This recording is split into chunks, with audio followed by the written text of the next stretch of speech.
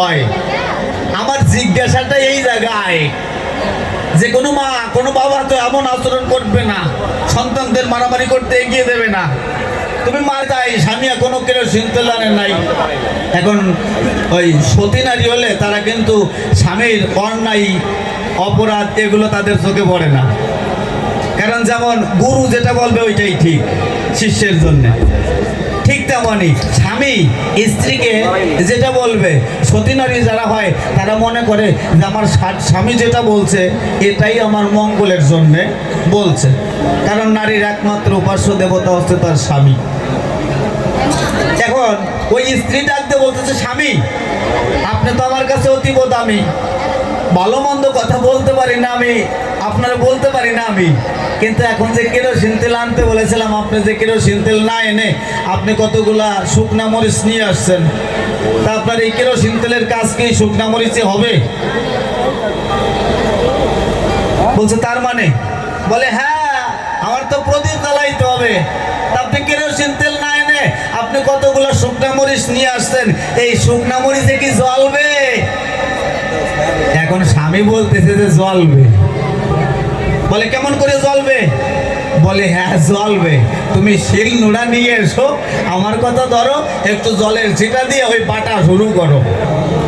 এবার আর একখান গান গাই, তারপরে ধীরে ধীরে আমি আমার মতো আসর ছেড়ে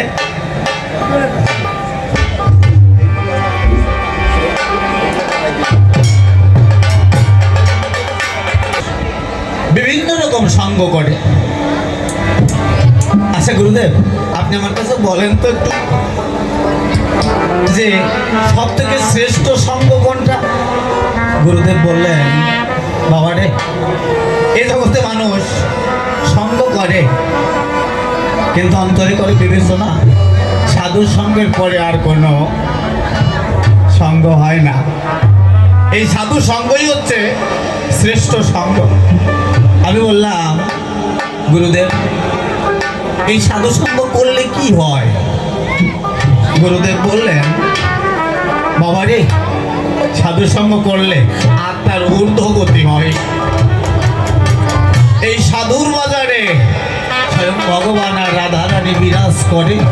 কোনো ভক্ত যদি গিয়ে ধীরে ধীরে তেমন ভক্তের কাছে যেতে পারে, যদি সেই ভক্তের পরশ পেয়ে যায়, অন্তরে করে বিবেচনা, তার জীবনে আর কোনো কিছুর অভাব থাকে না, তার ব্যথা থাকে না, বেদনা থাকে না, ভয় থাকে না, প্রেম ভক্তি নিয়ে অন্তরে প্রচুর হয়ে যায় বিচারে, আমার ভগবান এসে দেখা দেয় সেই মায়ের ঘরে। তাই ওমা 21,620 বারে আমাদের ভিতরে একটা মানুষ যাতায়াত করে, আর যাতায়াত করে বলেই আমরা কথা বলতে পারি, আমরা চলতে পারি, আমরা খাবার খাইতে পারি। জানি না এই মানুষটা কখন যাওয়া আসা বন্ধ করে দেবে, আর সাধুর সঙ্গ হবে না। তাই যখন এসেছি আজকে আপনাদের এই সাধুর বাজারে, তাই গুরুদেবের কথা নিয়ে অনুসারে আজকে একটু সাধুর চরণ তুলি নেব আমার মস্তক পরে। যদি আমার ভবপরের পার ঘাটে গেলে পরে এই সাধুর চরণ তুলির জোরে পরম দয়াল কৃপা করে ভব নদীটা পার করে দেন। তাই আমার গুরুদেব গাইলেন, ওই আমার জীবন যাবার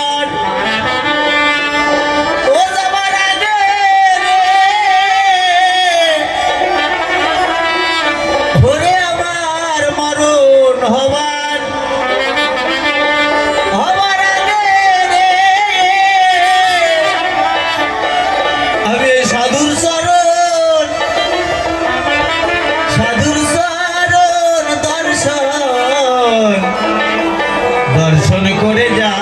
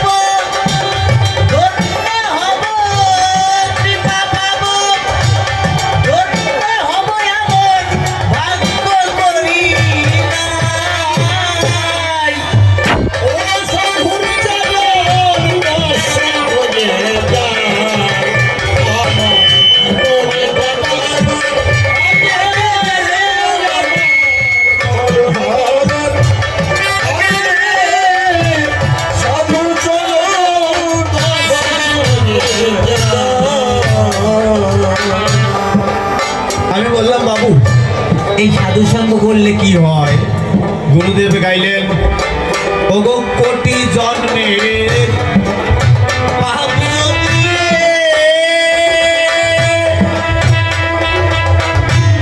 পাপ যদি থাকে কারো গায়ে করলে একবারে সাধু সাধু চন্দনে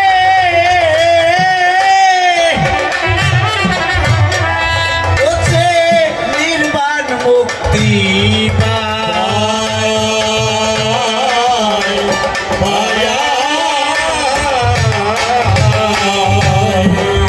ও তারে কৃপা করে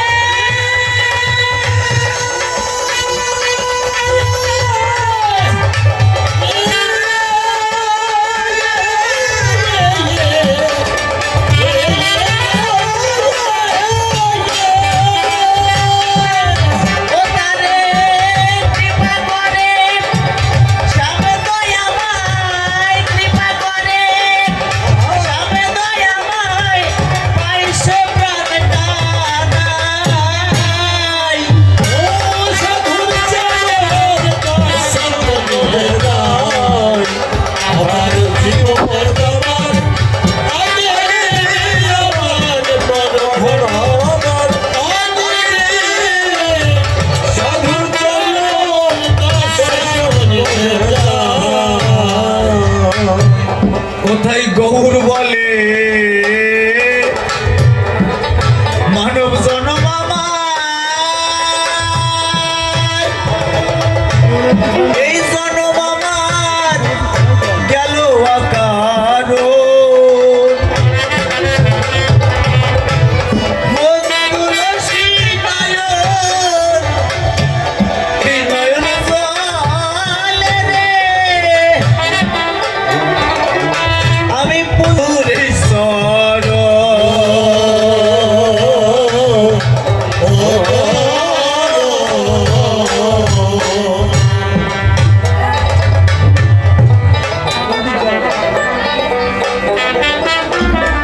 লালন ফকির বললেন মা সময় গেলে সাধন হবে না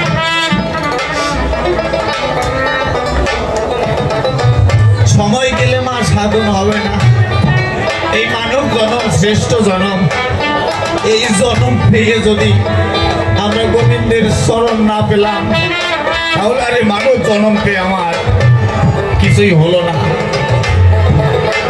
সহজ কতগুলো পথ রয়েছে সাধু সঙ্গ করলে বলে আমার পরম দয়াল থাকে এই সাধুর ভিতরে আমার দয়ালের কৃপা হয়ে যায় তাই আমার গুরুদেব গাইলেন ও ও গো গৌর বলে মানব জনম আমার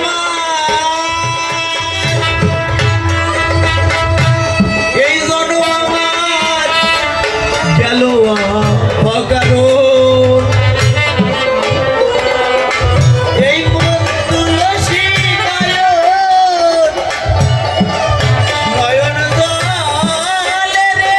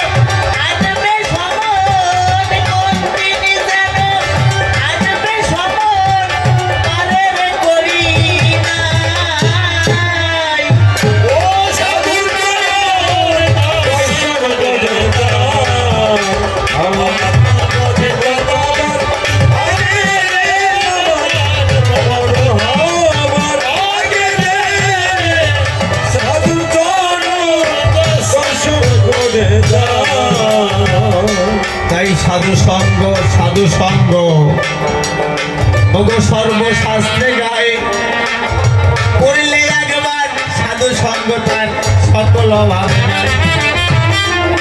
এই সাধু সঙ্গ করিলে গো আমার পরম দয়াল মিলে বটে যাবে।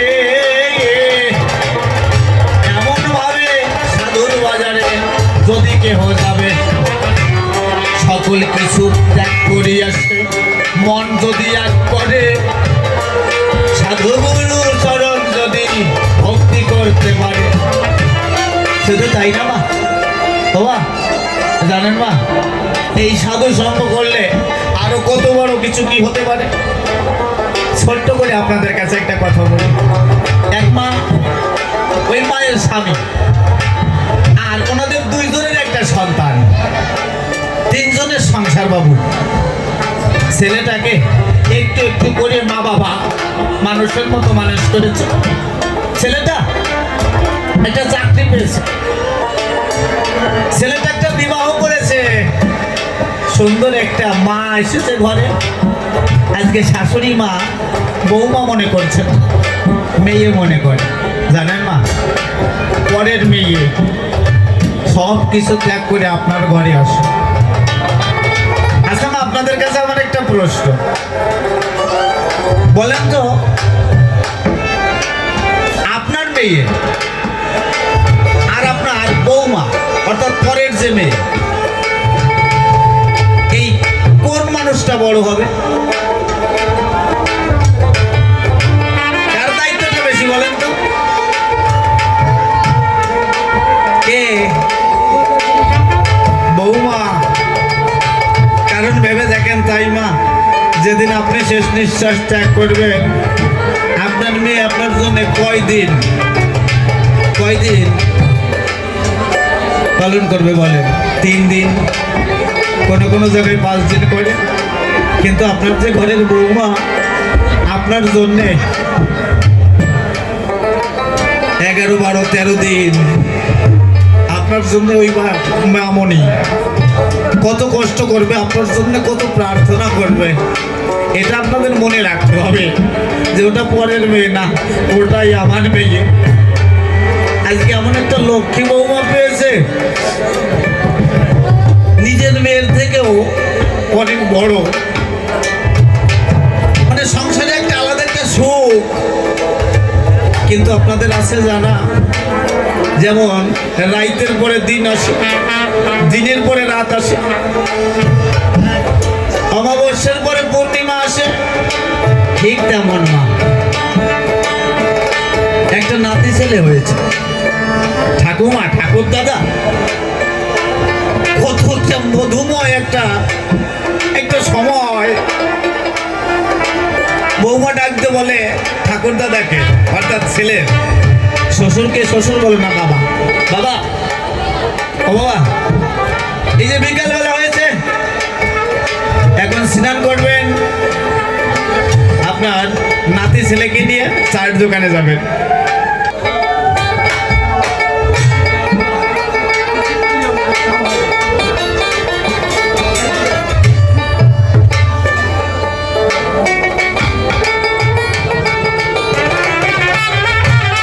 বৌমা বলতেছে, বাবা আপনার কোনো কাজ নেই, যান। আজকে 2 ভাই, ছেলের ছেলে, এই তো সংসার জীবনের সুখ, তাই না বাবু? শাশুড়ি মাকে বলতেছে, মা আপনি ওখানে বসেন, কোনো কাজ করবেন না, আমি রান্না বান্না করতে চাই, আপনি বসে বসে দেখেন আমার কোনো কাজে কোথাও ভুল হয় কিনা, আপনি বসে থাকেন। জানেন মা, এমন একটা মধুময় সময় চলতেছিল, কিন্তু কিছুদিন পরে ওই যে ছেলে, ছোট্ট ছেলের বাবা, ওই মানুষটার দুরারোগ্য ক্যান্সার ব্যাধি ধরা পড়লো। ছেলেটার বাবা মনে মনে চিন্তা করে, গোবিন্দ একটা ছেলে দিয়েছে আমাদের বিষয়, ছেলেটার ক্যান্সার হলো, আর দেরি করবো না, ঢাকায় নিয়ে গেল।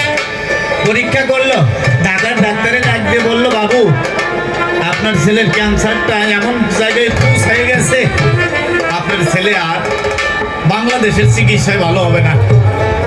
সঙ্গে সঙ্গে একটু সম্পদ ছিল, বিক্রি করে দিল, ফেলুরে নিয়ে গেল। ফেলুরের ডাক্তার পরীক্ষা করলো নতুন করে, ডাকতে বললো তাই আজ 4 থেকে 5 দিন আপনার ছেলেকে চিকিৎসা দিচ্ছি, কিন্তু কোনো পরিবর্তন নাই। আপনার ছেলে আর 21 দিন বাঁচবে। আপনার ছেলেকে নিয়ে দেশে চলে যান। জানেন, ওই মানুষটার স্ত্রী ফোন করে বলতেছে যে দেখো, আমাদের একটা মাত্র সন্তান, সন্তানটাকে সুস্থ করে নিয়ে এসো। বৌমা বলতেছে বাবা, বাবা আমি জীবনে আপনার কাছে চাইনি কিছু, আর জীবনে চাইবো না, শুধুমাত্র আজকে চাইবো বাবা। বাবা আমার শাখা, আমার সিঁদুর, আমার শাখা সিঁদুর আপনার কাছে ছোট্ট নাতি ছেলে, নাতি ছেলে ডাকতে বলতেছে দাদা, দাদা বাবা সুস্থ হয়েছে। দাদা তোমায় খুঁজব না, বাবাকে সুস্থ না করে কিন্তু তুমি বাড়ি ফিরবে না। সবাই ওই মানুষটার কাছে চাইলো, ওই মানুষটা কোথায় যাবে, কার কাছে চাইবে না। ডাক্তার করলেন মানা 21 দিন আপনার সন্তানটা বাঁচবে, 21 দিন পরে মারা যাবে। বাড়িতে নিয়ে এলো, সবার চোখে জল। আর ওই বাবা ভাবতেছে আমি কাঁদবো না, আমি কাঁদলে পরে আমার স্ত্রীকে আর ঠেকানো যাবে না, আমার বৌমা সেও সব বুঝে যাবে, আর নাতি ছেলে ও তো পাগলই হয়ে যাবে। নাতি ছেলে যখন বাড়িতে এলো, ঠাকুর দাদাকে জড়িয়ে ধরলো, দাদা আমার বাবা সুস্থ হয়েছে। ঠাকুর দাদা চিন্তা করে যে আমার মতো পাপী নাই সংসারে, আমার মতো পাপী নাই, কারণ আমি বেঁচে থাকতে আমার সামনে যদি আমার সন্তান মারা যায়, আমি বাঁচাতে পারলাম না, তো আমি তো আমার সন্তানকে বাঁচাতে পারলাম না, দেখি ছোট্ট ছেলে ও যদি ওর বাবাকে বাঁচাতে পারে। কি বললো জানেন মা? দেখতে বললো হ্যাঁ দাদা, ডাক্তার বলেছে তাই, তোমার বাবা ভালো হয়ে গেছে, কিন্তু সামান্য একটু ওষুধ বাকি আছে। কি ওষুধ? ঠাকুর দাদা পথ দেখালেন ছোট্ট ছেলেকে, দাদা রে আমি শুনেছি সাধুগুরু মহাজনের কাছে যে ডাক্তার মুক্তারের চিকিৎসা শেষ হলে পরে পীর আউলিয়া দরবেশ সাধু মহাজন যারা রয় তাদের চিকিৎসা শুরু হয় বিচারে। ও দাদা, বেলুরের ডাক্তার বলে দিয়েছে তাই 21 দিন যদি তুমি তোমার বাবাকে সাধুগুরু বৈষ্ণবের চরণ ধুলি এনে গিলাসের ভিতরে গুলে গুলে তোমার বাবাকে যদি খাওয়াতে পারো, তাহলে তোমার বাবা পূর্ণ সুস্থ হয়ে যাবে, আর তোমার বাবাকে নিয়ে ভয় নাই। ছেলেটা বাবাকে এত ভালোবাসে, যেখানে সাধুগুরু মহাজন বসে যায়, যেখানে হরিনাম হয়, সেখানে ছেলেটা চলে যায়। ছোট্ট ছেলে তো মা চোখের চলে ভেসে ভেসে যখন যায় সবার পাশে গিয়ে ডাক দিয়ে বলে সাধুগুরুর চরণে হাত দিয়ে যাই, আমার বাবাকে বলেছে আপনাদের চরণ তুলে গেলে পরে আমার বাবা সুস্থ হয়ে যাবে, কৃপা করি আপনাদের কাছে আমার বাবার জন্য আমি চরণ তুলি চাই।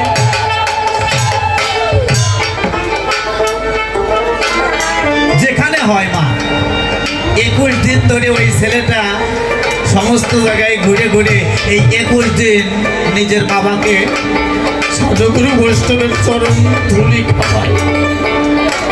21 দিন পরে মা ওই যে ঠাকুর দাদা বেলুরের ডাক্তার বলে দিয়েছে না 21 দিন পরে মারা যাবে, কিন্তু ছেলে মারা যাচ্ছে না। 22 দিন হয়ে গেছে, 23 দিন হয়ে গেছে, 25 দিন হয়ে গেছে, তাই ছেলে কিন্তু মারা যায় নাই। ছেলের চেহারা আরো ভালো হচ্ছে। কারণে অমূল্য সম্পদ সাধুগুরুর চরণ ধুলি। ভগবান বলেছে আমার হতে নাম বড়, নাম হতে ভক্ত বড়, ভক্ত হতে ভক্তের চরণ ধুলি আরো বড় হয়। কোনো ভক্ত ভক্তি করে যদি যেতে পারে ভক্তের বাজারে, একবার প্রেমানন্দে যদি ভক্তের চরণ ধুলি দিতে পারে শিরে, তার সকল অবব্যক্তি চলে যায়।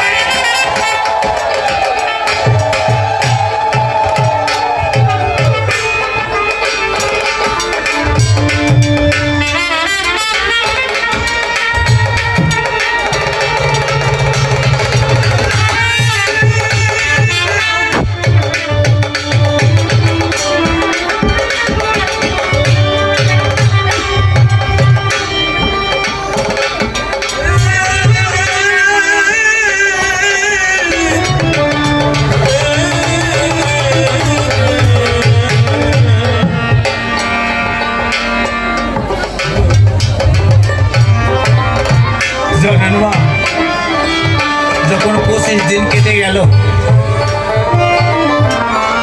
ওই ছেলের বাবা মনে মনে চিন্তা করলো তাহলে মনে হয় আমার ছেলে আর মারা যাবে না।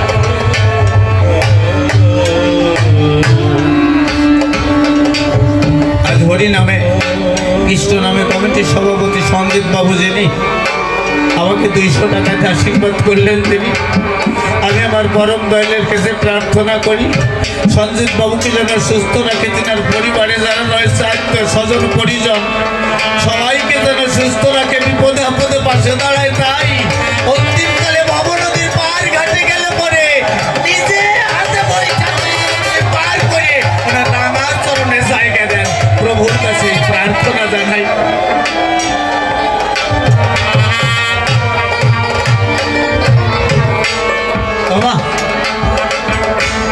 ছেলের বাবা চিন্তা করে তাহলে ছেলেকে আর একটু পরীক্ষা করে দেখি। ঢাকায় সেই ডাক্তারের কাছে নিয়ে গেল, আবার ডাক্তার পরীক্ষা করল। আগের রিপোর্ট দেখে আর এখনকার রিপোর্ট দেখে। আগের রিপোর্টে ছেলের কত রকম ঝামেলা, বাঁচবে না। আর এই রিপোর্ট দেখতে পায়, তাই এই রিপোর্টে ওই ছেলের সমস্যা বলে রিপোর্টে কিছু ধরা পড়ে নাই। ডাক্তারবাবু চোখের চলে ভাসে আর ডাকতে বলছে ছেলের বাবাকে, কোন ডাক্তারে তোমার ছেলেকে চিকিৎসা করেছে? ঠাকুরদাটা বুঝে গেছে যে ডাক্তারের ওষুধে হয় নাই। বাড়িতে এলো, নাতি ছেলেকে ডাক দিয়ে বললো, দাদা রে তোর বাবাকে তুই কি খাইয়েছিস? বলে কেন দাদা, তুমি না বলেছিলে সাধুগুরুর চরণ ধুলি?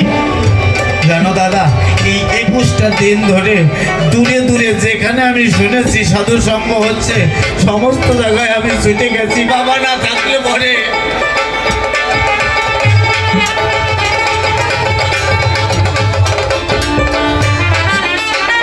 দাদুরে চল তো, কোথার থেকে তুই তোর বাবাকে ওষুধ এনে খাইয়েছিস, আমাকে একটু নিয়ে যাবি?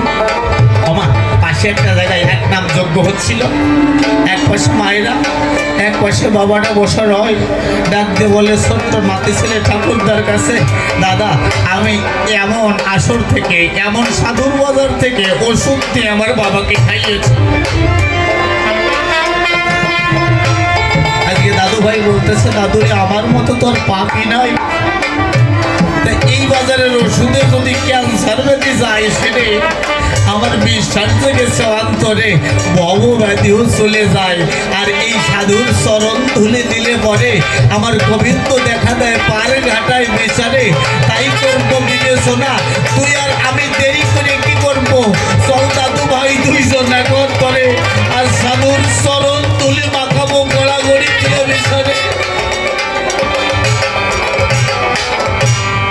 আজ দাদু ভাই ডাকতে বলছে নাতি ছেলেকে, তবে আই দাদু ভাই নেই ভক্তের এই চরণ তুলি।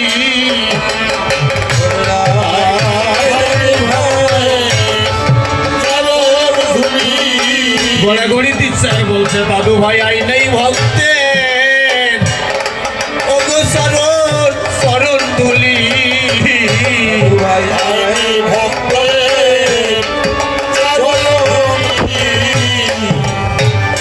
এই সাধুর চরণ তুলি, চরণ তোর বাবাকে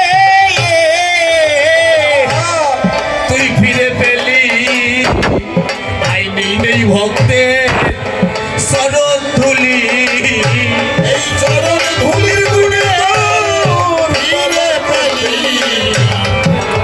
এই ভগবানের চরণ ধুলি।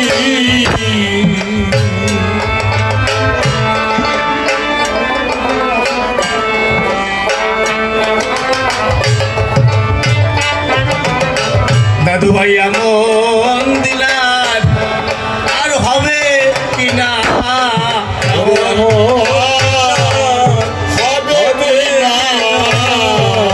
এমন দিনার আর হবে কিনা,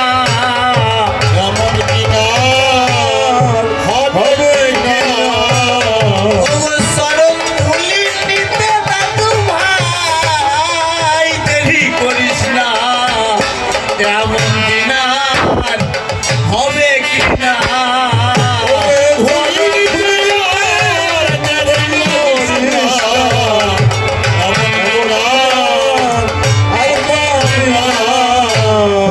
হবে আমার মতো আর পাপি নাই রে,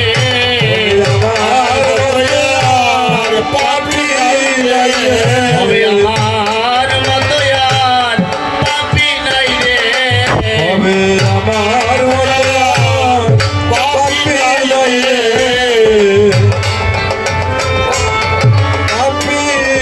রে, আমার মতো আর পাপি নাই রে।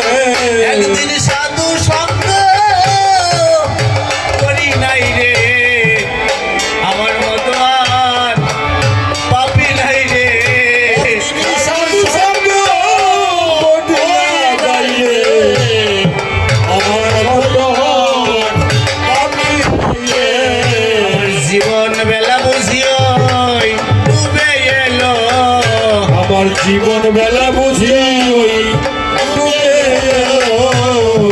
জীবন বেলা বুঝি ওই ডুবে এলো, আমার জীবন বেলা বুঝি ওই ডুবে এলো। জীবন বেলা ডুবে এলো। জীবন বেলা বুঝি ওই ডুবে এলো, আমার জীবন বেলা বুঝি ওই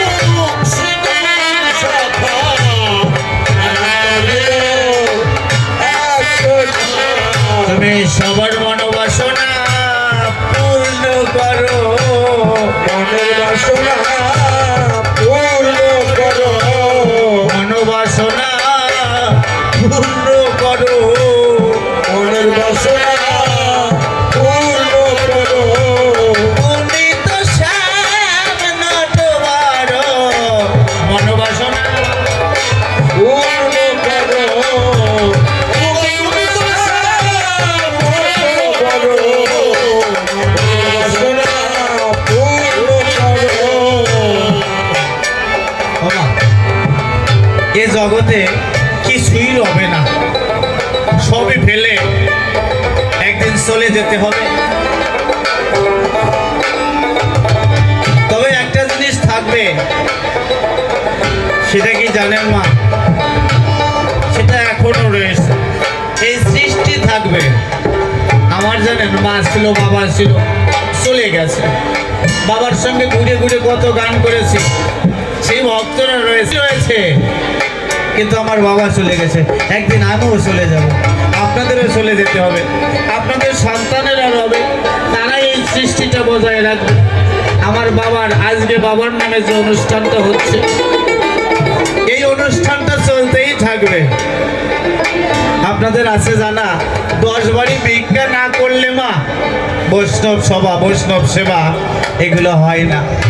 তাই মা, কমিটির যতই থাকুক না কেন, আপনাদের থেকে যদি কিছু পায় তাহলে কমিটি ধন্য হয়ে যাবে, আর না হলে হবে না মা।